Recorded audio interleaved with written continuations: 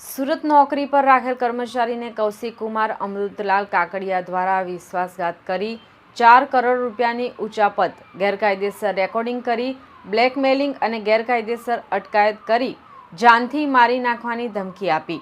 સમગ્ર મામલે ફરિયાદીએ Surat police commissioner પાસે ન્યાયની માંગ કરી છે. ફરિયાદી રોનક કુમાર ધોળિયાએ જણાવ્યું હતું કે રાસેઝ વેલ એલએલપી નામની કંપની ચલાવે છે અને આરોપી કાકડિયા કૌશિક કુમાર અમૃતલાલ પહેલા અમારી કંપનીમાં માર્કેટિંગ વિભાગમાં નોકરી કરતો હતો. તેનું કામ સારું લાગ્યું હોવાથી તેણે 2 વર્ષ સુધી અમારી સાથે અમારી કંપનીમાં કામ કર્યું હતું. કામ યોગ્ય લાગતું હતું અને તેણે જોબ છોડવાનું કહેવામાં આવ્યું હતું, પરંતુ તે એક સારો માર્કેટિંગનો માણસ હોવાથી અમે તેને જવા દીધો ન હતો. ત્યારબાદ કાકડિયા કૌશિક કુમાર એક બીજી કંપની ચાલુ કરી હતી, જેમાં 20% ભાગ રાખી કંપની શરૂ કરી હતી. તેમાં ડાયમંડની ખરીદી કરતો અને સામે પાર્ટીને ડાયમંડ આપવાનું ટ્રેડિંગ ચાલુ કર્યું હતું. શરૂઆતમાં 6 મહિના સુધી જે ડાયમંડ લેતો હતો તેની વોચ હું રાખતો હતો અને તે સમયે હિસાબ બરાબર કરતો હતો. ત્યારબાદ સેલ્સનું કામ સંભાળવાનું કરતો, પરંતુ સેલ્સનું કામ તેની પાસેથી પાછું લઈને મેં ધ્યાન આપવાનું શરૂ કર્યું. તે દરમિયાન ડાયમંડના કામમાં મારું ધ્યાન ઓછું હતું. હું ઉપરથી પૂછતો તો તે કહેતા કે બધું જ રેડી ચાલે છે, તેથી વધારે ધ્યાન આપ્યું ન હતું.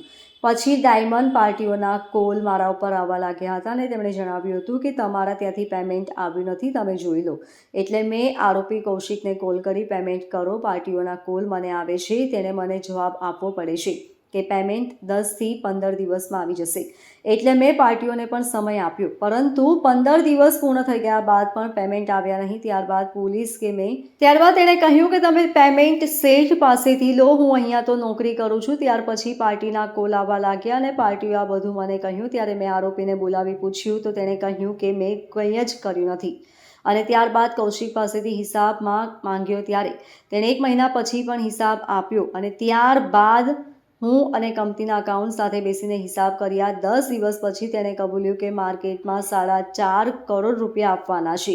મેં તેને પૂછ્યું આપણી પાસે માલ કેટલો છે, તે ઉઘરાણી કેટલી, તો તેણે જવાબ આપ્યો કે મારી પાસે કંઈ પણ નથી, આ પૈસા માર્કેટમાં આપવાના છે અને બીજું મારી પાસે કંઈ જ નથી.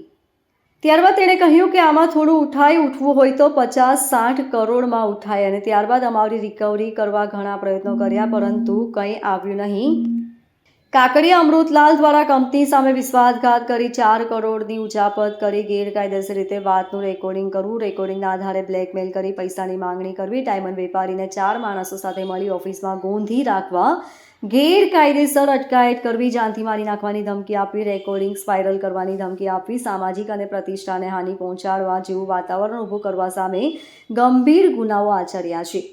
જે વિવિધ ગુનાઓ બદલ તેની સામે ફરિયાદ પણ નોંધવા કમિશનરને લેખિત રજૂઆત કરાઈ છે. મારું નામ રોનક રાજેશભાઈ ધોળિયા છે.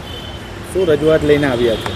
મારી કંપનીનું નામ રશેષ જ્વેલ્સ છે. હું આમાં 5 વર્ષથી અમારી કંપની ચલાવું છું અને મારા ભાગીદાર કૌશિક કાકડિયા કરીને મારી છેતરપિંડી કરેલી છે અને અગાઉ મારા વિરોધ જ એફઆઈઆર થયેલી હતી અને મને બ્લેકમેલિંગ કરીને બધા ઓડિયો રેકોર્ડિંગ બધું બહાર પાડેલું હતું. એના લીધે મારી પર ફરિયાદ થયેલી હતી. અત્યારે શું કહેવા માંગો છો?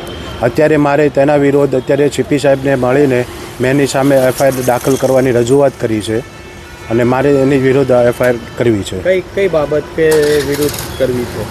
તેમણે અમારી કંપનીમાં ડાયમંડની છેતરપિંડી કરેલી છે, તે બાબતે મારે એને એફઆઈઆર કરવાની છે. છેતરપિંડી કરેલી? ટોટલ 4 કરોડની કરેલી છે એમને. તમારા ઓડિયો પણ વાયરલ થયા હતા, એ શું હતું? એ ઓડિયો ખરેખર વાયરલ તો તેમણે જાણી જોઈને કરેલા છે, કારણ કે અમારી કંપનીમાં ચીટિંગ થયું અને મને જે બનાવ બન્યો તેને 1.5 મહિના પહેલાં મને જાણ થઈ કે આ રીતે અમારે કંપનીમાં જે થયેલું ખોટું કરેલું છે. એટલે મેં અમારા વડીલ એવા ધનજી શેઠ કરીને હતા, એની મેં વાત કરી. તો એણે મને કીધું કે તમે આ રીતે થોડુંક મતલબ કહેવાય ને કે તેને લાલચ આપો, આ રીતે કરો તો કંઈક આવશે. એટલે આપણે એને લાલચ આપવા માટે આ બધા મેં બોલેલો હતો, પણ એને બધું ઓડિયો વાયરલ કરી દીધા અને એની વિરુદ્ધ હું એફઆઈઆર કરવા જતો હતો ત્યારે જ એને ઓડિયો વાયરલ કર્યા. કયા વિસ્તારમાં બનાવ બન્યો? કતારગામ. શું માંગ છે આપણે? મહાન ડાયમંડ કરીને કંપની હતી, તેમાંથી તેમણે આ કરેલું છે. કેવા માંગશો સીપી સાહેબ? સીપી સાહેબને એ જ રજૂઆત છે કે ભાઈ આને થોડુંક કડકથી વલણથી તેમની સામે એફઆઈઆર મારી સ્વીકાર કરો અને સામે કડક કાર્યવાહી કરો. Bureau report LK star news, Surat.